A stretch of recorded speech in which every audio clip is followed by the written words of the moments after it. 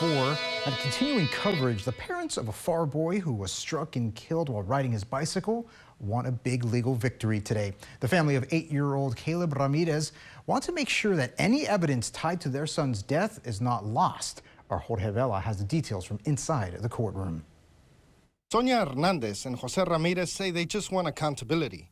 Their son was riding his bike in late April on the 700 block of East Eller Street in Pharr when he was struck and killed near their home.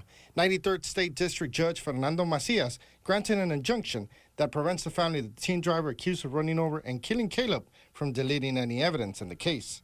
In the courtroom today was Alex Castillo. He was the driver involved in the accident, but was a minor at the time.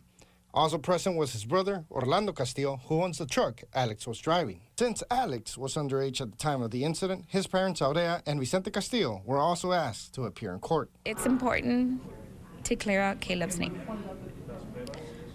His name was slandered, stating that he was responsible for his own death since the beginning. And someone said it, who, what, and why.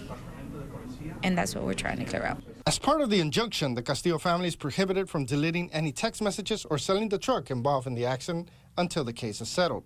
Attorneys for the city of Pharr were not present because they had already agreed prior to the hearing to preserve the evidence. They did the right thing, and their attorney came forward and entered into what's called a Rule 11 agreement with me to where the city agrees to preserve all that relevant evidence. Thomas says he wants all evidence in the department's custody, including body cam footage, a download of the electronic control module of the vehicle, and any witness statements the police might have done. He says police did not conduct a toxicology report on the driver. Thomas says the city of Pharr will remain a part of the lawsuit until the city complies with their requests. He says previously the city denied a records request from the family. Give us an apology because we didn't even receive that from the department that we rely on, that we trust, and they're supposed to protect it and serve. Well, we serve them. Jose Ramirez wore a necklace in court he says contains his son's ashes. The family says they continue to grieve while they try to move on. They say one of the most impacted by Caleb's death is her 2-year-old who also witnessed the accident. My 2-year-old, he's traumatized.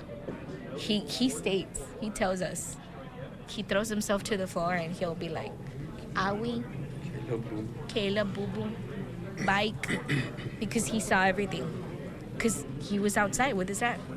Reporting for you, in Pharr, I'm Jorge Vela. Jorge, thank you. After all the evidence and circumstances were examined by the district attorney's office surrounding the incident, the case was presented to a grand jury for consideration a few months ago. The grand jury returned a decision of no bill. Therefore, no indictment will be made. You can find more details right now on valleycentral.com.